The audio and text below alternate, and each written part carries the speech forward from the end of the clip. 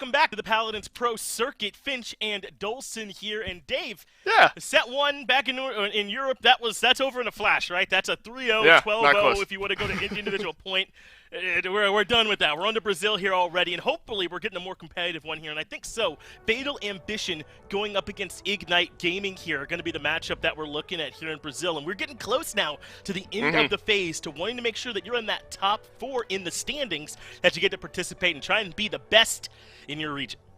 That's right. These two teams, I mean, they've been pretty much smack dab middle of the table, so to your first point, it should be a lot closer. Fatal Ambition a little bit lower, not necessarily middle of the table, but they've been playing like one of those mid-table teams. Unfortunately, mathematically, literally not enough games left for Fatal Ambition to break into that top 4. I mean, so good point. A team that from week 1 onward, I've been saying, look, they have all this potential, and I still think they do, depending on how they want to carry forward in the offseason.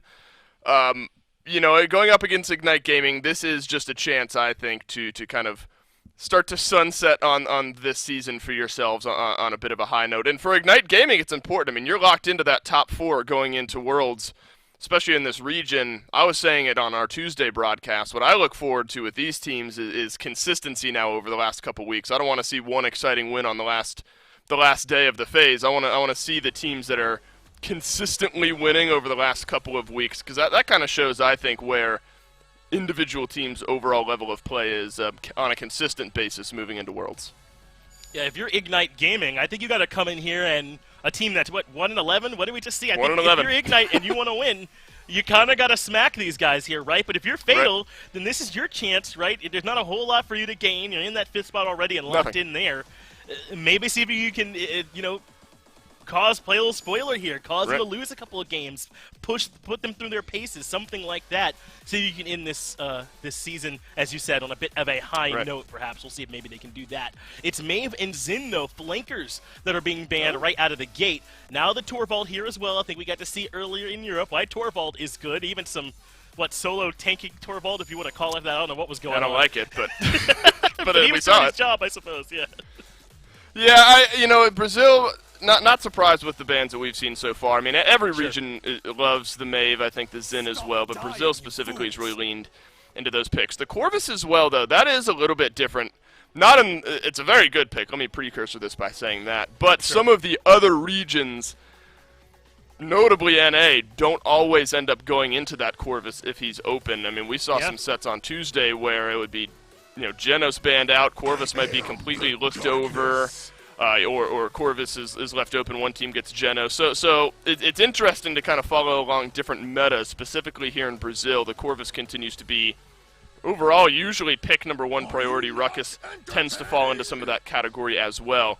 I like what Ignite is doing here, though. I mean, a lot of mobility taken off the table in the ban column between a Maeve and a Zin, and now a lot of mobility locked in to the first 2 picks here for Ignite. Androx is fantastic.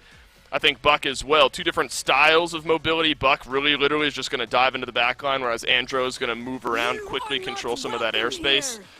So I think 2 different teams prioritizing 2 different things early on here, and I don't think you can fault either of them for it. No, not at all. And think about how on a map like Jack Falls, that dive can function, right? The Buck is likely going to be coming right down Broadway, not through the mid, but as you said, jumping right in. You'll see that, but the Andro, with that upward mobility, they're going to be able to attack kind of onto the same point from different angles. I'm excited to see how this dive is going to function. If you're Fatal Ambition, what do you want to pick in the backline that can survive that type of dive? We talk a lot about Vivian's ability to kind of live through that dive potential. Is that someone you want to see here? Yeah, I wouldn't hate it. Especially I think we are actually on Stone Keep for map number 1. So Stone Keep could be a good area for Vivian to prioritize. Longer range, we have seen some teams start to lock in snipers, notably a Strix on a map like this. I think he does have the ability. If you talk about survivability, it's not necessarily this high level of sustain or mobility, but his ability, I've said that word now about 15 times, to enter that stealth and then move around away from that dive, it opens up the door to Buck to buying some Illuminate at some point here in this game to provide a little extra utility for himself. But early on here, I think spot on with you there as well, Finch. 2 backliners between a Strix and his stealth and Vivian with a larger health pool, a little bit of shielding as well, that can survive some of the dive and some of the damage that Ignite Gaming are going to be looking to put in.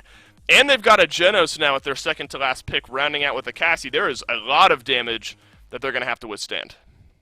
There is, and if you kind of think about it, that Fatal draft, right, isn't really looking to do a whole lot of diving of their own. I mean, I imagine the off-tank Ashe can do some of that, but, I mean, is she even going to, or is she going to be kind of with those backliners trying to keep them safe?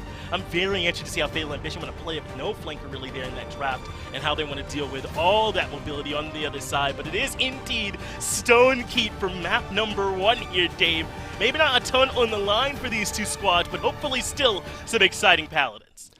No, I actually think you raise a good point there, Finch, thinking of the Ashe. I do think at some point she does split away from the hard back line. You know, she can play around with one or of the other between the Strix and the Vivian. Sure. I think in my mindset, Opportunity and Chaos instead of the shielding talent that we've seen over the last couple of days on the Vivian. A little less tanky, but opens the door to more damage. So I wouldn't be surprised if this is what we see, where you're going to send the Ashe over here, drop down the shield, send Vivian somebody right in there behind her, but instead they're actually looking for right side control here. Yeah. A little nerve-wracking when the squishies are left alone with an Andro. And it is indeed the Andro who pushes through Church, gets a little bit more than he gives though, but Ignite still controlling Groundford on this Inara. Looking to see what control he can buy, but not a lot. Good shielding there for QBs, and he's able to retreat, but now the Nando moving in, the buck up front, and that collapse is too good. RC God falls first, QBs makes his way around, and now he can put some damage into the Corvus, and there's no one there to back him up. Good mobility, gets the Corvus out, but that's kind of job done if you're Fatal Ambition, right? Or rather, Ignite Gaming, you've already pushed them back out. They do end up losing, though, their buck on the back, but it maybe now headed to get some damage done, but QB still positioned, punishes the Strix in trade.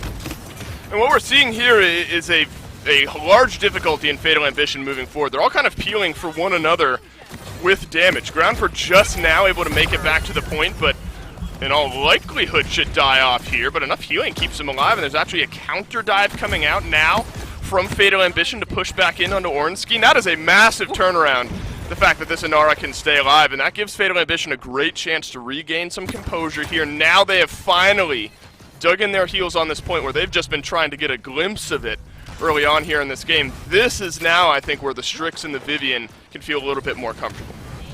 Exactly, but if you're Ignite, don't you feel a little bit better here retaking it on the defense? Is massive. The ultimate inside the keep on the 3, but nothing comes of it. Wow. How do they make it through that? Instead, Ignite melt 3 members. That leaves Groundford alone on the point, and he is a sitting duck. Ignite somehow run over Fatal Ambition for a full team wipe. Oh my god, that is like one of the best entropic breaches I've ever seen from the Corvus. Immediately canceled out by one of the best Immortals I've ever seen on the other side for Ignite Gaming. That Immortal got so much value there because there is a circle of like 4 members of Ignite that are getting burnt away and slowed down. I mean, that is a fantastic way to maybe seal off that mid-fight for Fatal Ambition. But that fight goes on long enough that Fernando can build up his Immortal as well and really just kind of counters out that ultimate. So where it looks like things for a moment for Fatal Ambition are going to be in their favor, flips right on its head. So that's definitely a bit of counterplay we have to look out for throughout the rest of this game as well. Sometimes you see an Immortal, you know, just save one guy, just save himself sometimes for the Fernando, but I mean, that's about as good as it gets. And now you've already got Fatal Ambition feeling a little bit uncomfortable. But I don't know how uncomfortable they'll always feel here on the backline. I mean, a Strix wants to be here. He wants to be pushed back on the high ground while you're pouring into his base, and he's already got a couple of kills here sort of to prove that point. And it's working for Fatal Ambition. This defense now starting to show its legs, I think, at the exact point where you wanted. Though, the Bucks in the backline, Ornstein's gotten a kill, as has QBs, and now this Buck position makes some sense. A Cursed Arm committed to make sure Groundford goes down, and just like that, Ignite managed to break through this defense. QBs hitting all the shots. That's it for RC God.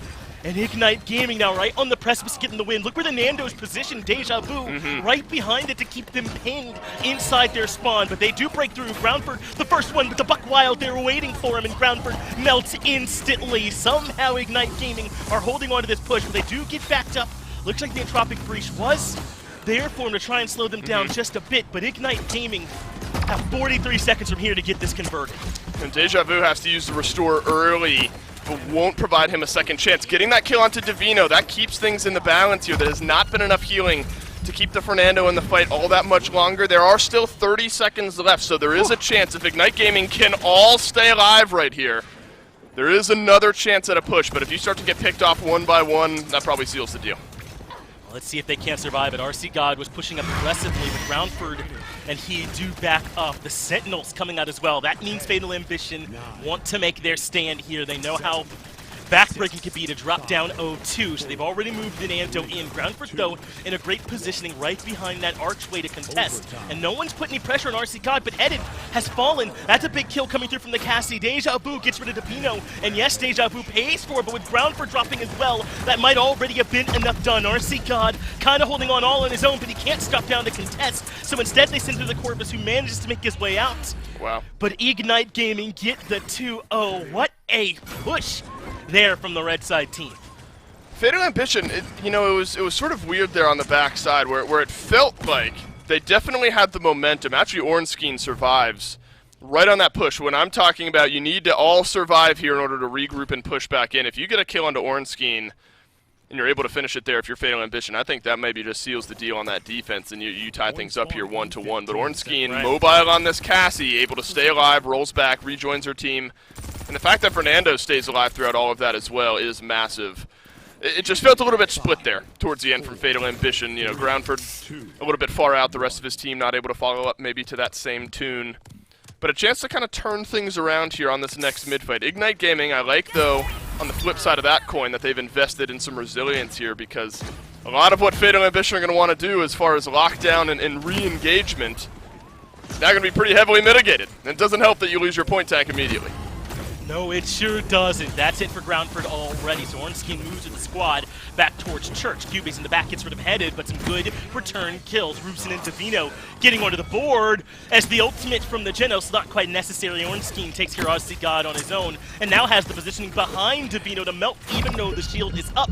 That does set up for Deja Vu to complete that kill, and Ignite still maintain their mid-control here. And Gabe, if Ignite Gaming are better in the spread-out fights like that one, and if they can group up safely thanks to this Immortal Ultimate, then what does Fatal Ambition do to break through this? I mean, you gotta hope for picks. I mean, that's what you pick a Strix for. You hope that Vivian can finish off some damage. There's an Immortal. To start off overtime, the Assert Dominance will end up landing down, but an immediate Void Grip is effectively going to counter out all this. So this overtime period will end up coming down to an end, I assume. Divino dashes away, and now we're also split up. That Ignite Gaming will get point number 3. I mean, that's a great question that I'm sure Fatal Ambition wish they had the answer to. I think ultimately, in reality, that they have a composition that's looking for damage set up with this Strix, and then either follow up from the Ashe, diving on in, or Vivian in a position where she can melt down the remaining health bar. And they being Ignite Gaming, have positioned themselves well enough to really slow down a lot of that. I mean, look what Kubi's is doing. He's accursed arming himself, floating in the air against a Strix. I mean, that's 2 shots. Normally that takes you down, but the confidence is obviously there to be setting up these kills. I think Ignite Gaming are just playing with a little bit more confidence right now. And that's all translating to individual picks on important players for Fatal Ambition. Maybe things turn around, but Finch, this thing's getting close. Yeah, and how well has Deja Vu played as the double kill comes through from the Andro pilot once again. That's 5 in a row for him.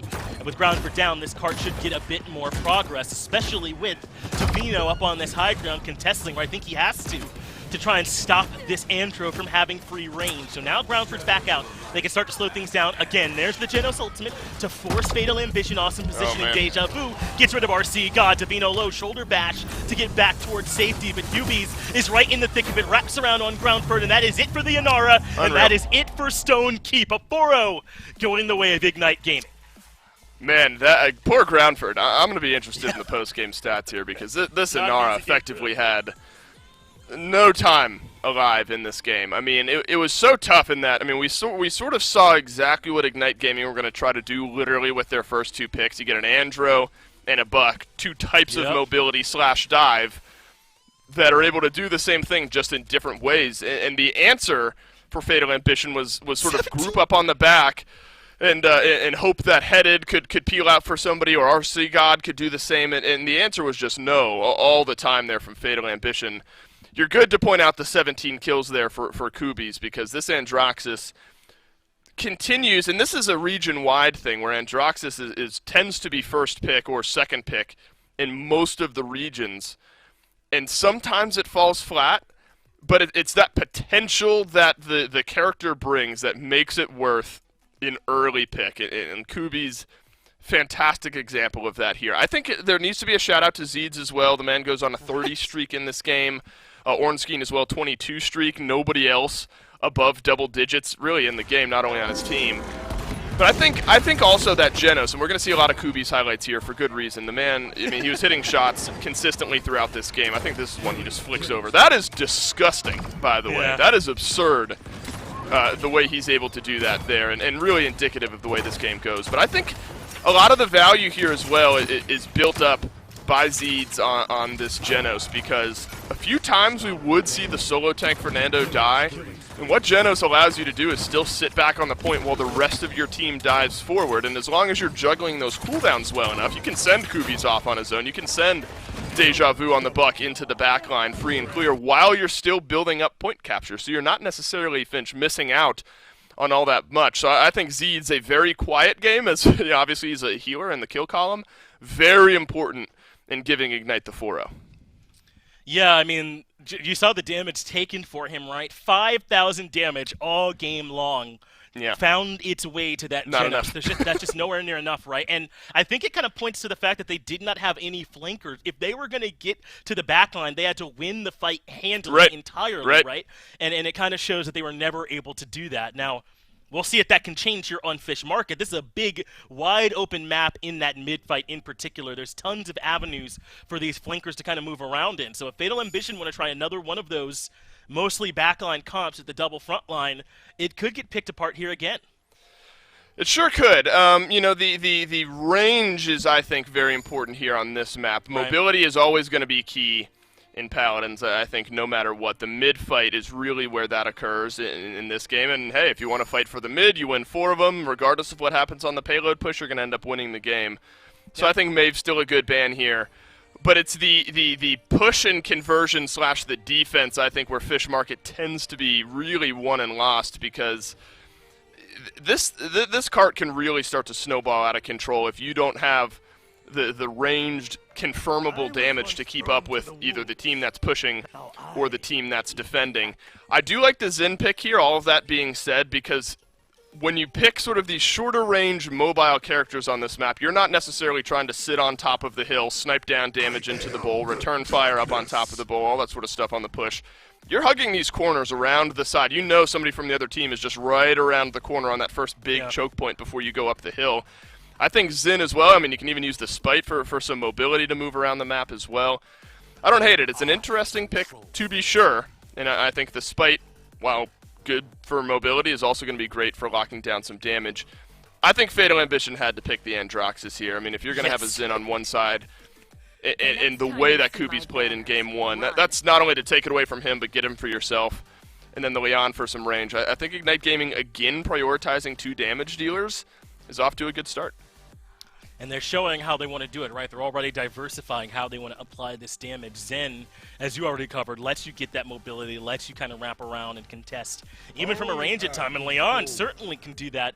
And Fatal Ambition, once again, prioritizing that Corvus. And now Ignite are going to get Zeeds back on this Genos, right? And they go, well, you couldn't touch him last game. Right. I don't know if you're going to be able to do it this game either. If you want to only put 5k damage into him, he'll happily take that. So now they've got this Zen potentially amped up by this Genos, moving around this map with the Leon to cover.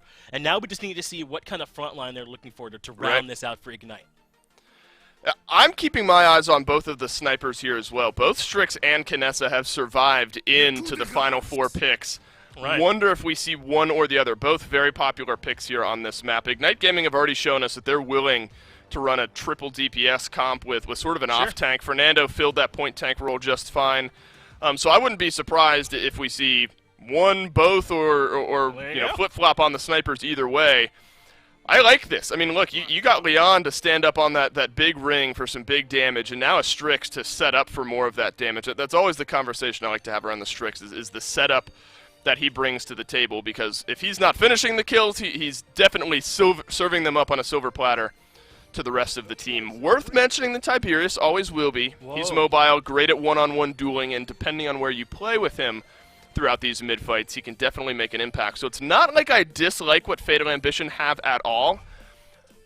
This is important. I was about to say I'm very concerned about their lack of confirmable ranged damage, and I think Kinessa fills that gap pretty well. More mobile than Strix with the teleporter. Yeah. I think both teams likely get what they want here. Little bit of concern, though, for Ignite Gaming. Inherently less tanky just with the Khan. The overpower is going to be massive in the mid-fight, though. I think both teams get something that they like, but I think Ignite Gaming maybe wish they had a little extra tankiness for the mid-fights. Very excited to see how this one's going to go. It's Fish Market. We don't get to see a whole lot of this relatively odd map where you push up at the end and then suddenly you kind of have the high ground at the tail end of your conversion, right? And you're fighting into it. It's an odd one. This big, wide open mid-fight as well. With that exit over there on the right side, it's open into the Death Void, so that means this Khan has some options with that ultimate to eject people, jettison them into the great beyond, so I'm excited to see what they end up looking for here on this one. It is the guillotine for this Zen. We see a little bit of Yomi, but on this map, I think you're going to get more out of that execute. Yeah, I think you're spot on there, Finch, especially when Groundford is solo tanking this time. If you use that spite onto Groundford effectively every time, I mean, that's now basically 2 executes that this Ignite Gaming team has, provided that they connect. There's an overpower, there's a spite going into the mid-fights. Hell, I mean, you can throw a through time and space in there as well. I mean, there are a lot of ways. There are more ways for Ignite Gaming to just win this mid-fight outright through their ultimates than Fatal Ambition is able to compete with. Whoa, this Nando's getting melted down, interrupted before the shield can help, and Deja Vu pick it up right where he left off on the buck from last game. Now the Tiberius has to retreat back towards safety. Fatal Ambition have entirely given up their mid positioning for this one, so their retouch will require completely pushing through, and Nando maybe not the best at that. He's got the dash, I suppose, but I bet they might need a touch from someone else if they can't push all the way through.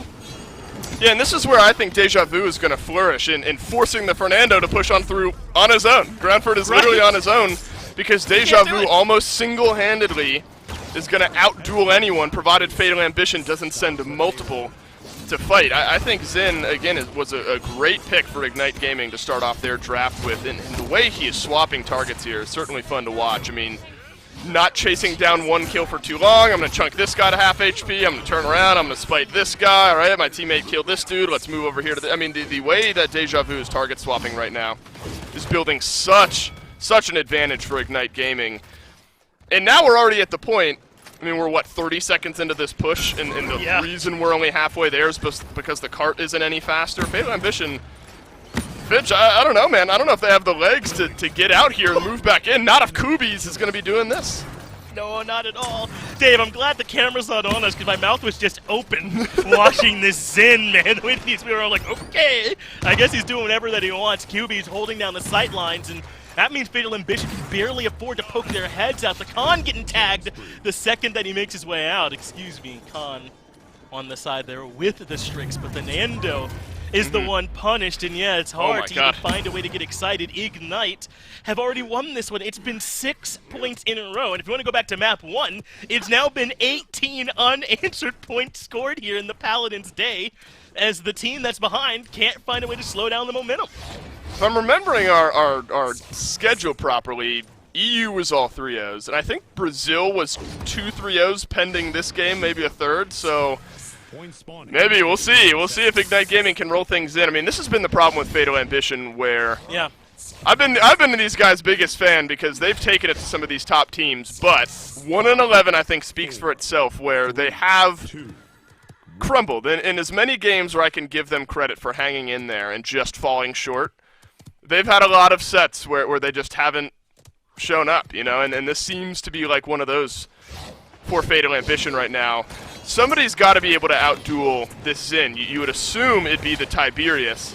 It looks like Fatal Ambition are just going to abandon that side and group up over here on the left, but this is going to happen. Zeeds is going to be able to find you when you stack up like that.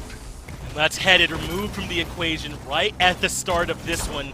They could end up losing this Khan, though. Big shout gets him some much-needed healing. Andro, a cursed arm, might remove him right away. He does get Goobies Coobies instead, and that is still a big pick for them. But Zeeds, with his second head of the battle, takes care of RC God. Orpskin gets to the roofs, and now the Tiberius alone over near the docks falls to Deja Vu. They catch ground for the lone on the point, and that means yet again Ignite with control. And I was wondering, will Deja Vu all over again move up and zone? And he certainly has. Not quite the same way he was before, though. So maybe Fatal Ambition can find their way back in a bit easier, but it's Kubies who's doing that job now and holding this big sight line. That's a big dismount, actually, from Kubies. I mean, Fernando now has to walk his way all the way in. Might even have to burn his dash to get himself in possible range, and he's not going to be able to. So looks like he does actually end up getting close here, but again, he has to burn all of his HP down on his way in. So that's actually a small moment there from Kubies that really pays off. He was looking for those dismounts there, missed one, but I would argue got the most important one he could have gotten, which was a dismount onto the Fernando. So by the end of the game there, you can't take your time, and you're really dashing in if you're Groundford. So the woes continue now for Fatal Ambition. And this is the last thing. This is the absolute last thing you want to see if you're on defense, where you haven't even been able to put up a fight on the mid, so you already have given up that free high ground, and there's the guillotine doing some work for you. Could be seeing a Deja Vu here, not only for the Xin, but for the entire push. Fatal Ambition, I think, have gotten, 2 kills this entire game? I'm not sure that changes here on defense. It has not been enough for him, has it? Deja Vu gets another. They haven't even needed this Khan ultimate yet either, and it's so important usually for taking one key target out of the fight, but Zeeds did it with his ultimate. Deja Vu has done nothing but that all game, and look where they are, barely leaving their spawn room. Deja Vu moving up aggressively. Even if it costs him his life, it will be worth it. Groundford and the Android barely make their way back through, but RC God gets locked down by the Commander's grab. Kubies cleans up the kill. Groundford's made his way up to stop this cart from moving, but his backline continues to fall around him. The Immortal will keep them in this one for a while, but the damage will just wait until that's over, come through right on the back of it, and maybe Fatal Ambition have a moment where they can finally do a bit of fighting. Groundford's lasted for a while here, but Roopson and Headed fall again. It's everyone else dying around him, Dave, and it kind of doesn't matter if Groundford lives. He doesn't, for what it's worth. Neither does Davino. GG. And that should just be the 4-0 going to Ignite, Dave. And we said this is a team going to compete, right? They're in the top 4. Yes. They need to look this good. Well, they've looked this good. Yes. This is now provided that Ignite Gaming doesn't stumble here in Game 3 or Game 4. I mean, I think you can obviously afford to lose this set, but at this point, you need to now just wrap this up if you're Ignite Gaming to really feel as confident as you possibly can. 2 total kills for Fatal Ambition, both of them for RC God on the Androxus.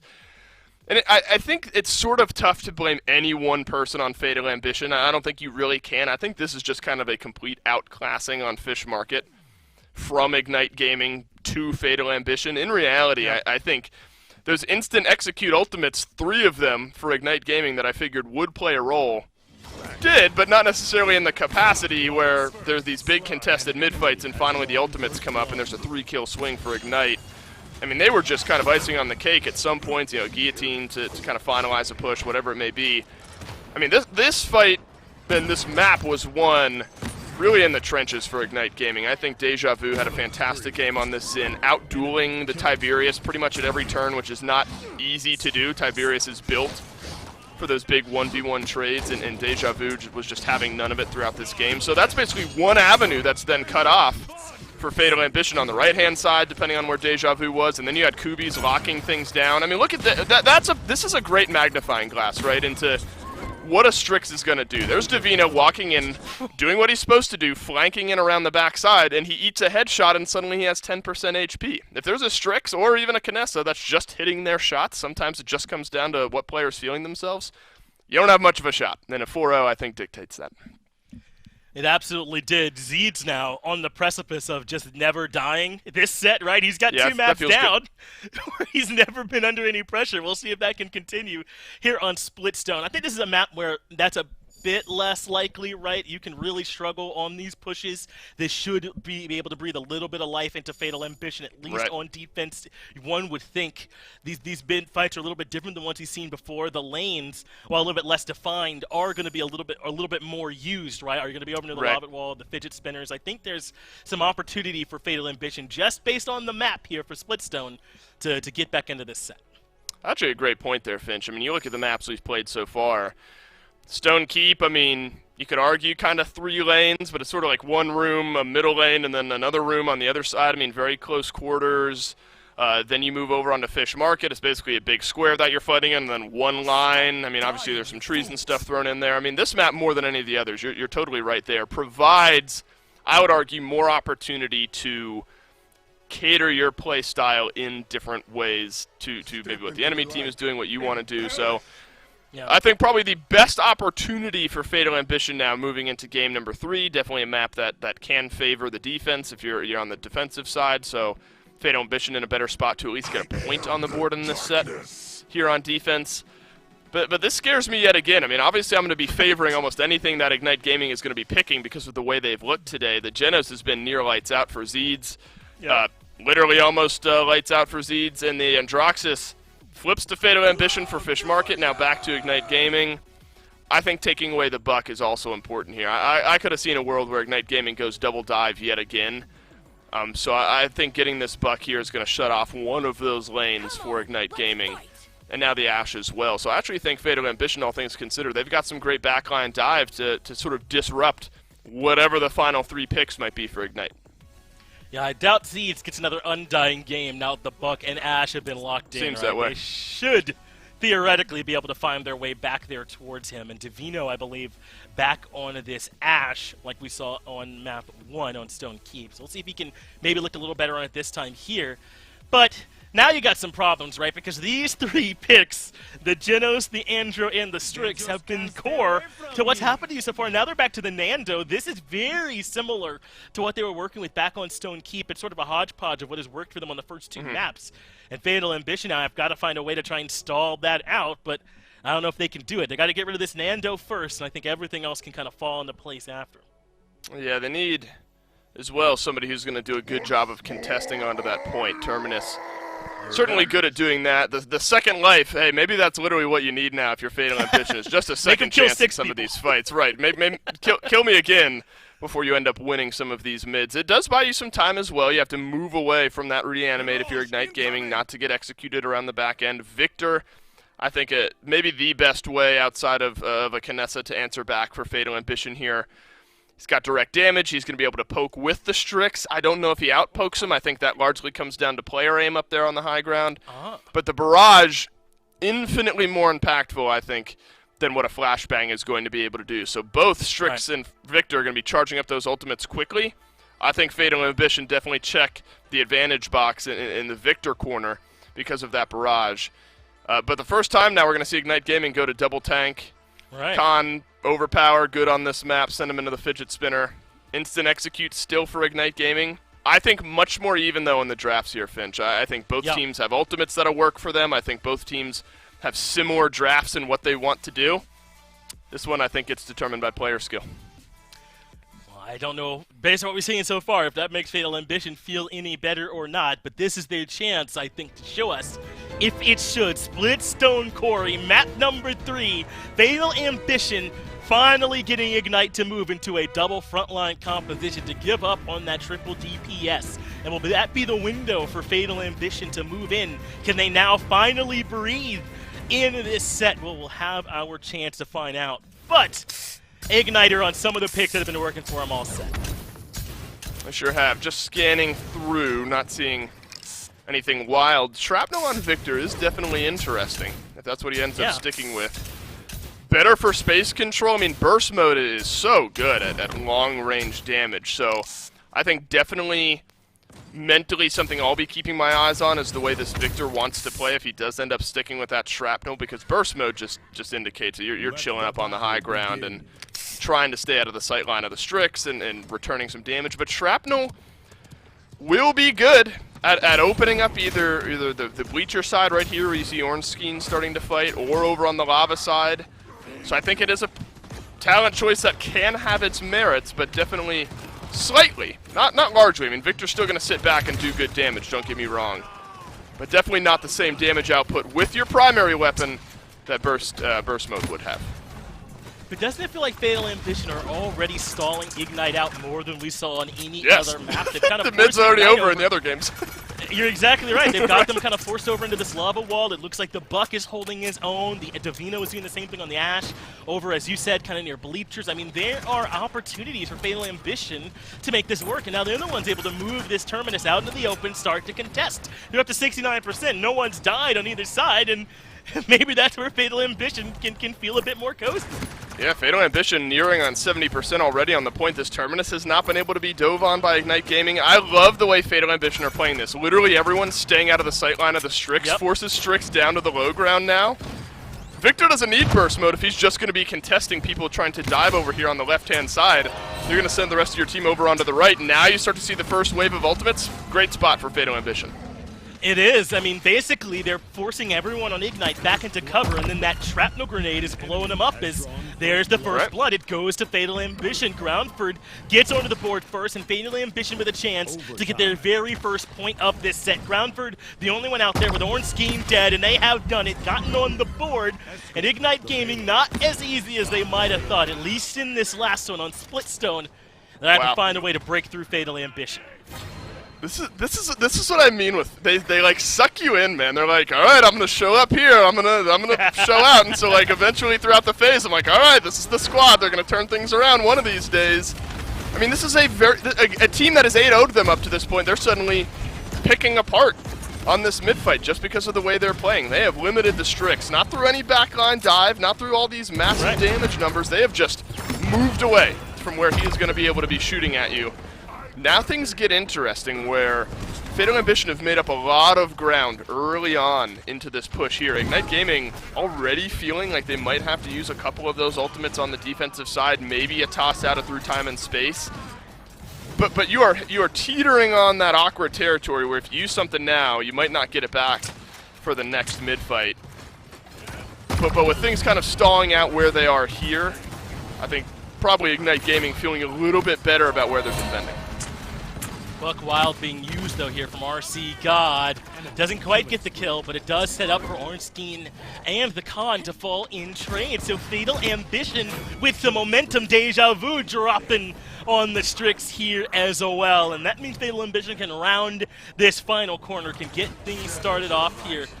Avoiding the Genos ultimate. That has worked for Zeeds in the past, but not going to work for him here, as they are right on the precipice of getting this one pushed in, but there's a big ultimate headed, brought to the backline and dismantled. So maybe Ignite can find some life here in this last bit of defense. There is a little bit of life now for Ignite Gaming, and that's all you can hope for on this defensive side. There's still a lot of time left, and they did have to use a couple of those big ultimates. The life is through most of their teamfight utility now, so they've cashed in what they were hoping to maybe use to win the next mid-fight. That overpower, in all likelihood, won't be there unless he's able to farm up some big damage numbers. It's going to be right on the edge, don't get me wrong. It won't be all that far off. So it actually could have been decent timing there. But you really don't want to have to use this Accursed Arm. You do not want to have to use this Immortal with how hard it's been to get onto that mid-fight. And with a kill onto Divino, I think the deal is basically sealed. And Dave, didn't it feel like, I don't know, it felt like Fatal Ambition needed to get this conversion to me for some reason. It's just the way that this set has gone so far, that Ignite have been in control. Something about finding that last bit of defense worries me here a bit. And maybe it worries QBs as well. Ignite will take a pause, see if they can get everyone back here into the game. But their mid-fight looks strong, obviously, but is the Shrapnel going to keep being that good for the victor? I don't know, man. I'm a bit worried about their ability to keep this up. You know, I don't want to, like, harsh on Fatal Ambition. I don't even know if you call that a like, there was no fight almost in that mid. I mean, it was a strong, mid-positioning. like, there was no real, like, mid-fight almost. Right, I mean, there was very, very slow burn. I think they were already at 72% or whatever before somebody died there on the mid. So, obviously, that's just sort of joking around. The mid-control looked fantastic for Fatal Ambition. I then wonder, and this is weird thing to be thinking of. I wonder if you start to build up a little blast shield if this shrapnel is starting to really cause you trouble over on the lava side of the map, or if he's tossing some grenades into the bleacher side, a little extra defense against that. I mean, there are the items and the opportunities to turn things around in that specific regard if you're Ignite. Obviously, you don't want to have to invest into those types of items if you don't have to. Just for the grenades. I mean, this is a low-killing game through and through. I mean, those are kill numbers on both sides you'd expect after, like, one fight on the mid. But the team that has benefited from the slower play here has been the one, I'd argue, with better tanks. And I love the Terminus over the Fernando. I like what Ash has been able to provide up to this point over the Khan. No overpower, as I noted on the previous defense. No blast shields yet, so you're still going to get full value out of that Victor grenade. There needs to be maybe a pivot at this point if you're Deja Vu, because you have just not been able to position yourself in range to get a lot of kill value. So maybe watch where he goes, but that's a way to start it off. That's a huge first pick, and I don't think he's done. QBs is showing up and finding a double to start off the second mid-fight, and they absolutely needed that. Where was that? Came in with a huge ultimate advantage, and yeah, how did Divino fall? QBs gets a third kill for himself with Groundford on the point, and just like that, Ignite Gaming looking a lot more like the first two maps from this set. Yes, I don't know where this fight was from Ignite on the first mid. I guess you needed that accursed arm to really feel confident going up and over, but watch out, the ultimate advantage you're talking about now, definitely there for Fatal Ambition. An overpower and a through time and space could be important here, but you gotta be alive to use it, and there's a buck around the backside. This is a great response from Fatal Ambition. We were worried that if the mid-fight got scrappier, if there was more action, well, how would Fatal Ambition hold up? Well, how about with RC God getting the backline and making some kills happen, huh? I think that helps a lot. Ignite, though, it's only 50 to 50, 60 now for Fatal Ambition. Ignite can certainly make their way back in, have their Nando and their Khan meander their way out, and start looking to contest. But Head has a great positioning up here. They're up to 87%, make it 90. The Nando's made his way out. The Khan right there to provide some support as well. So it's Ignite's turn to get a little bit of mid control. And you have to really control it here. I mean, it's 90. Get back out. What happened? Okay. And now I'm rearing up here. I'm saying it's 99%. They got to get a touch, or else it's going to be over. And then they didn't get a touch. I think Khan was just way too low there. Zabizu just did not have the health bar to work back in. That is kind of the throes of the ultimate economy there, where Ignite Gaming, that accursed arm, worked out first and foremost, but the entire time this Terminus was just chilling on the point, and Ignite Gaming worked back in, but they had such a large hill to overcome that by the time Fatal Ambition was able to just sort of regain composure, not even regain control, but just get themselves back into the fight, they had some more impactful ultimates. I mean, the Reanimate never had to get used in that mid. Groundford never felt the pressure to bring himself back in. Now he's got it moving into this push. I mean, that's definitely something big to look at here. I think yet again, though, Finch, the Strix, outside of some setup damage, which we see there for Kubies, really hasn't hit that stride. And it's not player error necessarily. I think just the better positioning from Fatal Ambition has really limited some of the burst damage. And he'll still be up high on those damage charts, don't get me wrong, but it's not this knockdown, drag-out performance that you sometimes see on this map. And I think it's really hurting QBs, right? When you're working as just this Nando, as that's the overpower used to get rid of Head there, and a pretty critical pick. I think that this solo flank needs to be aided by all this extra damage from Deja Vu, right? And it has not quite been there, at least on the priority targets, as hello. That's what I mean, he's good. Ignite is doing exactly that, but obviously I mean more in the mid-fights, right? Right. Ignite won their last defense, so I think they're going to need a little bit more of that. That's how that duo is going to have to work together, as far as I can tell, is QBs and this Strix are going to need to be able to get their damage out onto similar targets to open this space back up for them a little bit, or else Fatal Ambition can just wait for QBs to poke his head out and kill him, as they've done on the mids. QBs is going to rejoin the rest of his team here. 30 seconds left. You're all the way pushed back by Lava. I mean, this card is not far enough away that there will not be an overtime touch. That is a nice snipe there from Zeeds. That'll make things more difficult now from Fatal Ambition, where Headed has had a fantastic game here. Won't be able to do so. And you can sort of see how the defense crumbles. You lose your Victor, and now an Androxus gets in behind you. It's an uphill battle. Still can happen, especially if you got that type of damage from Groundford. You got to finish off the kill. Oh, he doesn't end up getting it. That's a big getaway there for Ignite Gaming. Overtime is on, but it's going to be long. This is going to be tough, and now, if you're Fatal Ambition, you have to start thinking about how much you want to hold on to these ultimates for this next mid-fight. Or do you think it's worth trying to see if you can find this conversion? Deja Vu getting staggered. The Khan is low, and there's RC God to get that kill to take down one more, and this is becoming a bit more realistic. Still, they're so deep into overtime. If they're off the cart for even a second, it's over, but they've already done enough. That's the accursed arm from QB's being used here on the defense. That's huge, because Fatal Ambition still have all 5. Even if they don't get this conversion, I mean, they're what, guaranteed to get the mid, you feel like, and they've got a chance for the conversion too. The cart is slowly rolling in. This could be backbreaking for Ignite Gaming, but they find the picks. They take care of Davino. They get one more. Deja Vu does drop in the back, but Ignite have the defender's advantage and barely get that. Look at that overtime. Oh my god. Yeah. I didn't even see the bar disappear. That was yeah. I think it just blinked and it was away. Ignite Gaming are gonna, you know, be happy that they were able to get that defense, but a cursed arm spent, an immortal spent. You're right. The price tag is big for that one in a mid fight where they have not been able to stand on the point long at all. An immortal is exactly what you want to give you a chance. So felt the need to spend it there. I don't know what the team communication is like there. It looked like Fatal Ambition we're already down a couple of members, maybe just to be sure that they're able to tie things up. They want to throw that one out. We'll charge up. If this one goes along like the other ones will, you might have that immortal by the end of things here.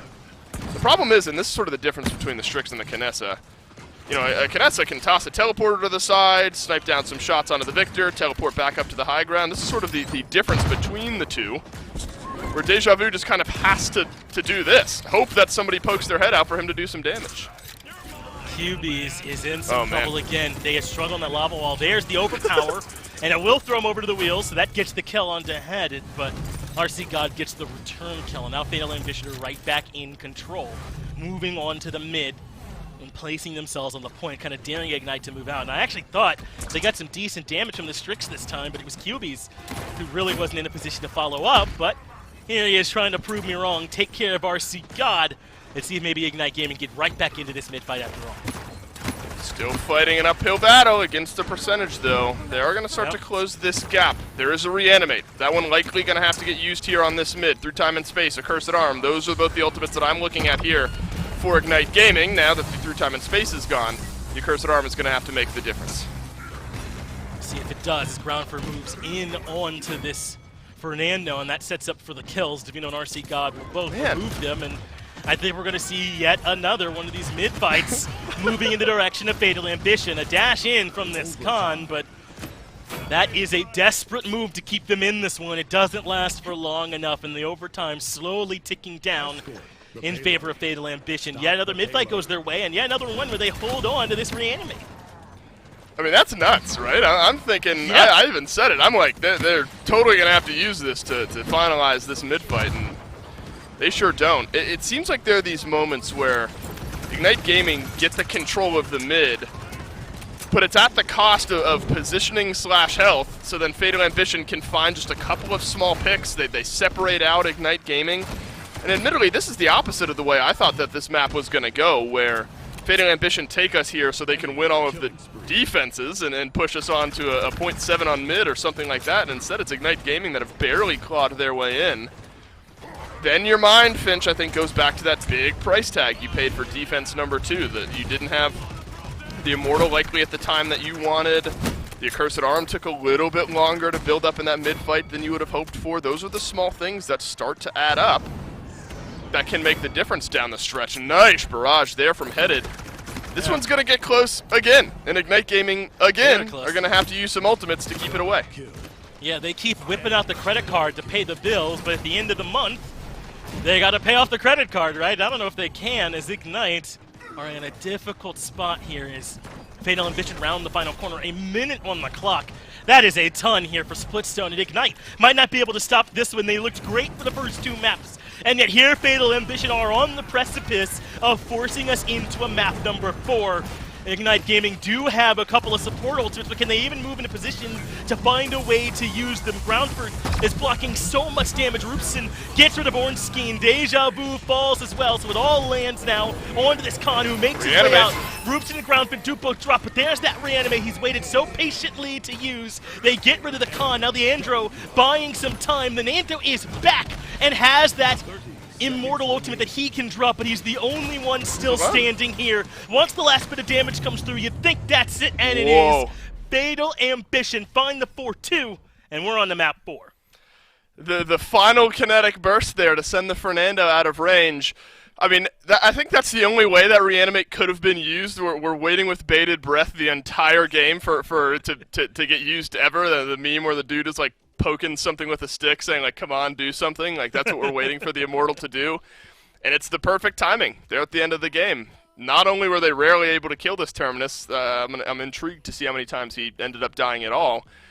It was never in a position, if ever, where the Reanimate had to come out. And you know, you don't necessarily want to end games without using your ult all that much, but the Reanimate is so important. And I admire the trigger discipline from Groundford. And even outside of that, even outside of the ultimate conversation we had with him, I think Groundford did a fantastic job at finding big damage. You saw how a fully charged up burst there from him effectively deleted a Strix a couple of times. I think that this is that Fatal Ambition that shows us they can compete with some of these top 4 teams. It's doing it on a consistent basis. That is usually made the difference. But a well-rounded game and a well-rounded win from the Fatal Ambition team. And I do wonder how much of it was Splitstone, right? We talked about that at the beginning of this map, and how it kind of forced Ignite Gaming off the identity that it dominated Fatal Ambition up until this. It's the first map where they'd run the double front line, right, and moved away from that triple DPS backline that was causing so many problems for them. Are they going to be able to keep that up on maps that aren't like Splitstone, where maybe Ignite can go right back to their normal identity? I guess now we'll get our chance to see. It'll be a really quick break, but right after that, we'll have map 4.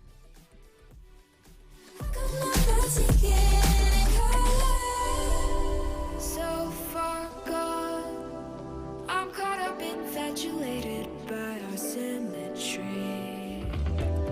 It feels like before now, I was only half of me. Thought that I had figured it out, never felt it rationally, but this sense of urgency has me wondering.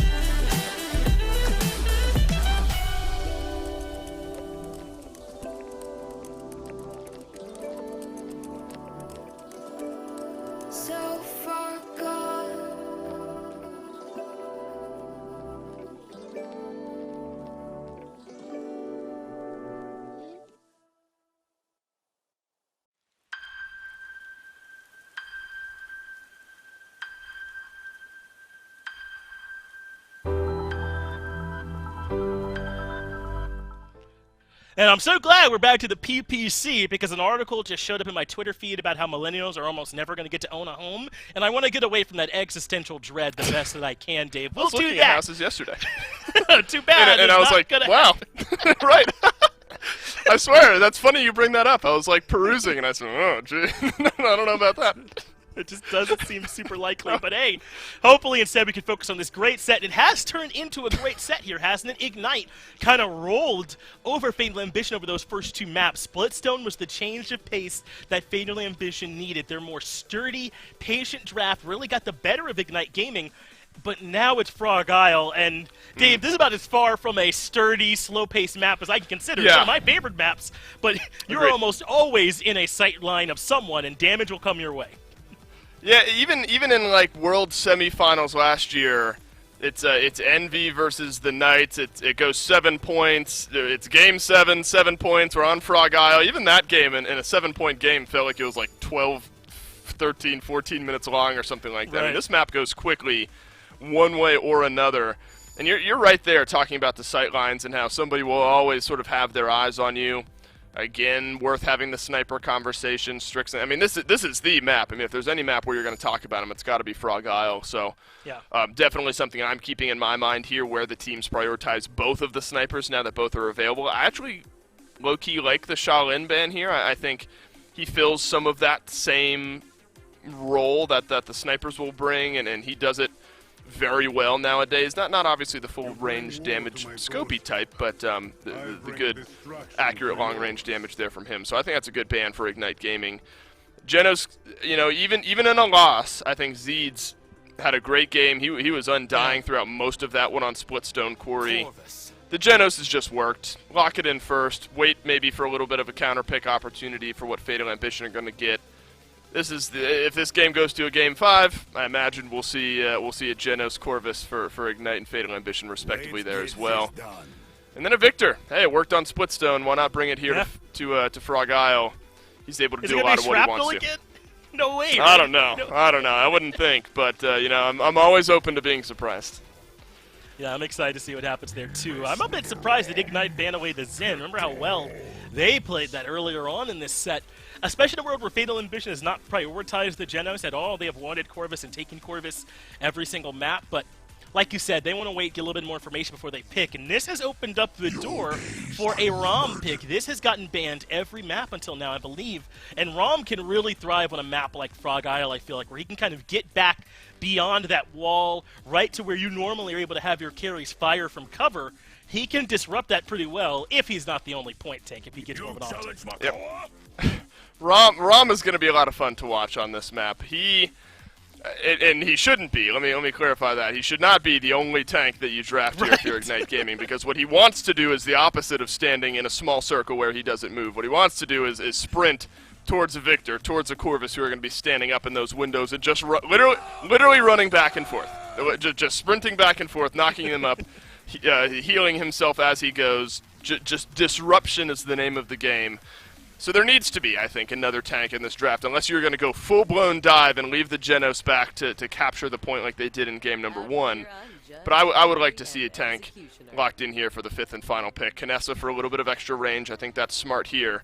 I like the Makoa pick, though, for Fatal Ambition, and I can't believe that's something I'm starting to say here more often. Makoa was not great for the longest time, but we've started to see players feel more comfortable with that kit. Hook-based. You're hitting your hooks, you're feeling good about it. That's what I always say with Makoa. And he'll have a good chance to do so, whether you're hooking Androxus out of the sky, bringing Kinessa down from that wall, and Atlas without his cooldowns is actually going to be a great hook target on top of that.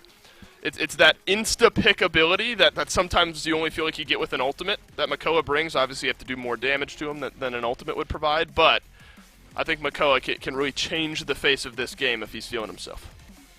But now I'm worried Fatal Ambition aren't going to get a sniper here, right? Because Makoa can't be your only tank, and Ignite have Kinessa on the other side. And yeah, Terminus comes through, and I'm like, thank God for that, right? A great point tank there for him, but can Victor keep up with this Kinessa on his own? I mean, on Splitstone, that happened, right? I mean, they were able to keep up with the Strix on the other side with just that Victor, but Frog Isle is a different beast. I'm not sure if it's going to be the same here. I think a lot of how Victor feels is also relative to how the Kinessa is going to feel. As far as pressure being put into the back line, you know ROM on a consistent basis is just going to be able to walk forward and rumble on through Victor. Buck is the guy here. Buck has got to be able to jump on the Kinessa, make her lose comfort up on the high ground, and if in a vacuum chamber, I guess, just Kinessa straight up against Victor, yeah, they can both return damage in onto one another, but I think sort of the ecosystem of the game around them is largely going to dictate which one is feeling a little bit better. Kinessa's also a little bit more mobile with that teleporter, so that's maybe going to give her a small edge in some of that fighting as well. So here we are on Frog Isle for our 4th map, and so far, Shrapnel is being hovered here by this Victor, so perhaps we'll be seeing that happening here yet again. Dulce, I mean, it worked for them. They absolutely got the win. The grenades are annoying, so it's hard for me to complain. Yeah, why not? I mean, it's a small bowl you're going to be tossing grenades down into. Don't hate it. You know, I think it worked in Splitstone, so it could probably work here. It's not one of those talent picks where I think it's like blow me away crazy. I do think it's interesting, but not necessarily like wild in the grand scheme of things. This is going to be a fun battle to watch as well. RC got up against Deja Vu, and now look at Kinessa. She's chilling, and nobody's looking at her. Wow, yet again, Fatal Ambition coming to the mid-fight with pressure. Groundford gets rid of Orange Scheme. We already lost Deja Vu. And there in the back, Davino gets the better of the ROM. This has been a complete changing of fortunes here, Dolson. Suddenly, it is Fatal Ambition that seem to have all the pressure to Ignite. They're on the back foot, struggling to respond. And Cubies, who's on the Kinessa here this time, seems to be struggling to find anyone to snipe. Look at the scope. There's no one out there for him to shoot.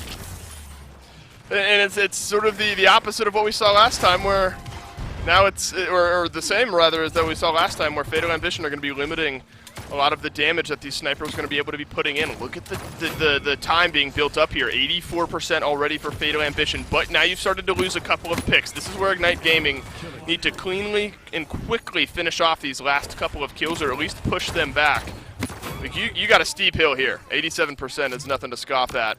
Really, all Fatal Ambition need is one final fight to capture this mid. Ignite Gaming have to be careful here. If you lose your Kinessa, I mean, I think that's dire to your chances of winning the mid. Some ults coming out here. Not a great one from this ROM, and the Barrage didn't get a ton of value either. So they're being used on both sides willy-nilly, but 96% now for Ignite, and the touch doesn't come through in time. What a turnaround from Ignite Gaming here. Fatal Ambition looked like they were going to run away with this first mid-fight, but they fight their way back in, deny the retouch, and now they have a chance to move up with this payload, perhaps even find themselves a 2-0 start. Oh, nice shot from Kubi. 7 in a row. I don't know. Yeah, well, 30 seconds ago we're talking about how he can't shoot anybody or has nobody to shoot, and now suddenly he's just connecting with everyone. It is a different side of the map, though, and Fatal Ambition really only have two options that are right next to one another to walk out, so this is where Kubi's going to be able to do some damage, absolutely helping out big time there with Deja Vu picking up the kill. This is the snowball we talked about on Frog Isle. Fatal Ambition literally cannot step out of their base. I think Zeeds has an opportunity as well here for a big through time and space. You know where Fatal Ambition are. A minute and a half is a long time on Frog Isle. Close, not able to find it there, but Deja Vu finding his stride. That's a double for him as Groundford ends up falling. Now Groundford will come back, has that reanimate available. Deja Vu gets rid of RC God. They lose Orange Scheme way in the back of this fight, but look where the cart is at this point. The positioning that's being held by Cubies as well, but they've now lost Deja Vu. I think Ignite got to give up the ground here on this one, though. I don't know if the ROM has that option. He is just chilling in the back line, and it's kind of making it hard for Fatal Ambition to do much. He gets the ultimate. That lands on the 2. Cubies gets 2 as well, and right when I thought they'd have to retreat, the ROM says no and just sticks it in the back line. One of my favorite interactions I've seen is an Ancient Rage getting used and a ROM literally not caring. You hear like the squishy sounds of the anchor connecting onto ROM, and the health bar's just not moving. That's the downfall of the Makoa, is he, in situations like that, will fall by the wayside where some other tanks can just simply do more. I mean, the Ancient Rage rather is going to be fantastic against squishies, but a ROM is just not going to care. I mean, you have to use it there to stay alive, but the ROM just sort of walks away from things. That just snowballs out of control for Ignite Gaming, and this is a big pivot point. Interesting that he's gone to Kronos as well on the Makoa. I was looking at what items ended up getting picked in. Yeah. A character that is heavily dictated by one of his main CC abilities. I suppose it makes sense that you need to lock in some extra Chronos there, and I think Atlas and ROM even following suit, so some value in all of those item purchases here. Kubi's outside of the first couple of seconds where he wasn't able to find a target has been lights out, and I don't see how that changes unless Fatal Ambition can connect with ultimates like that. Barrage is used to force him out of position, but doesn't get much. This mid-fight is so important. Remember, Fatal Ambition have the fast cap this time, so Ignite Gaming can't win the mid-fight the same way they did that first time, where they gave up a lot at the beginning and then retake. If Fatal Ambition get that same window, it's just a win for them. As Zabizu, I've been avoiding saying it all set, has to retreat back towards cover. They're trying to, at the very least. This is a much closer mid-fight, though, at the beginning. Over the top comes the Androxus. Doesn't find a lot there as Ignite are holding on to the mid. They're using this ROM like a point tank for the moment, but now he's in the back line as we knew he would, getting the knock-up and pulling some attention to him. There's the Void Grip. It spells the end. 3 drop across the map all at once, and it's a completely different look from Ignite Gaming. This mid-fight, they didn't even have any ults at the start of this one. Yeah, that's brutal. And you know what sucks, frankly, for Fatal Ambition is Ignite Gaming literally used the Exiles. They didn't have any ultimates, they still didn't up until now, and now Ignite Gaming have 4. Everything but the Exiles to keep this cart rolling immediately. Not surprised Zabizu uses his ultimate there. I mean, they are... Wow. I mean, I don't know. I'm at a loss for words to a point where they are just stuffing Fatal Ambition repeatedly back into their base. Everyone on some sort of streak. Feels like momentum kind of got in the way of Fatal Ambition's chances here. Still maybe a chance, but not with what Ignite Gaming have set up. Kubi's actually dies for the first time this game, so that'll set up a barrage free for the victor. But it hasn't found enough value, I don't think. I think Ignite Gaming can just slow down, back off, and re-push with 1:45. It's a good Void Grip onto the RC God there as well, though they lose Orange Skin on the back of it. But this is what Ignite did last push as well. When I thought that any Immortal Man would retreat, instead they pushed forward, and it looks like here they are doing it again. Deja Vu gets rid of Roops, and now they've isolated this Terminus up near the front. The Reanimate's available, and I think you kind of got to use it here, right? Because there is no second quarter. There is no other games coming if they don't win this one here. But it hasn't come up. Groundford now finally electing to pull off that Reanimate, but dies instantly to Orange Skin. Way in the back of Makoa low as well. Does manage to survive as Deja Vu drops through time and space. Doesn't hit much. But Zabizu is still in the back line doing whatever he wants. Good hook pulls him in. And they do finally get that kill. Alright, so Ignite Gaming are going to have to back off once more. Regroup themselves. Fatal Ambition definitely winning in the ultimate department at the moment. Maybe not so much definitely, because now's that second wave. You saw Ignite Gaming use their ults fresh off of the mid-fight. Now they're going to have them again for one more push attempt here. And this is a team that loves to get aggressive early and often, and they will throw out these ultimates if they think they've got a chance to win.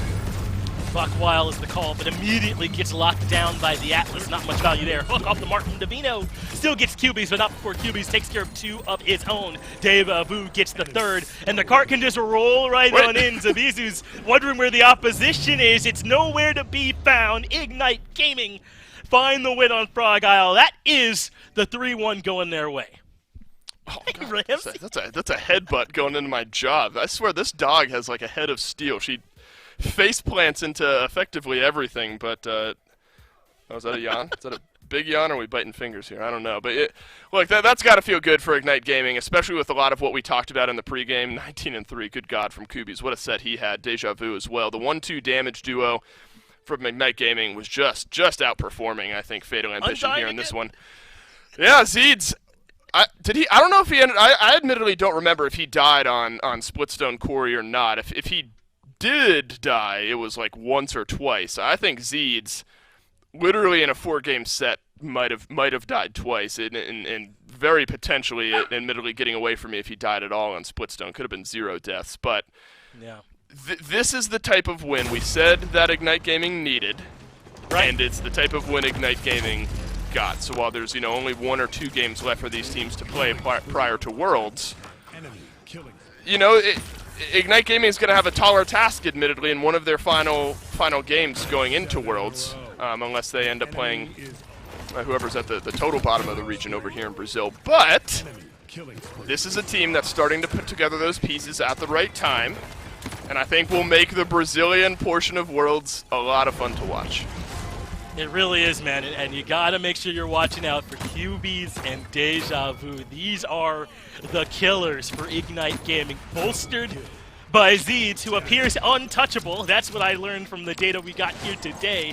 Yep. And an excellent front line that picks their moments very, very well. Fatal Ambition, maybe not the absolute best test for Ignite Gaming here at this point, but I think if it's going to be a test where you know the answers, then you at least need to do well. Right. And that's what Ignite did here, right? They did well on this one, and we'll see if they can kind of keep that momentum going for them. As I guess Ramsey's gotten away from me there a little bit.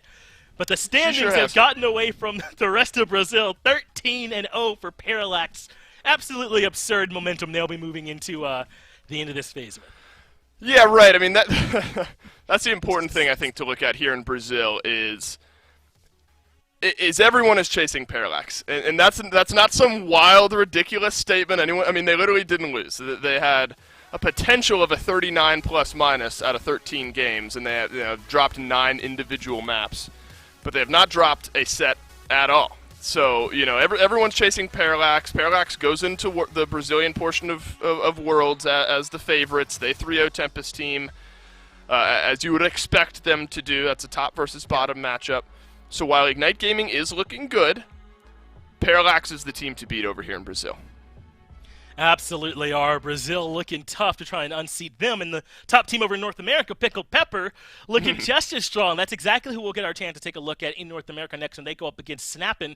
So I don't think that these 4-game sets are done. We're likely to see 4 or 5 here I think so. in North America. So make sure that you are sticking around with us for that one as well. That will do it for Brazil here, though, today. North America will be coming up right after this short break.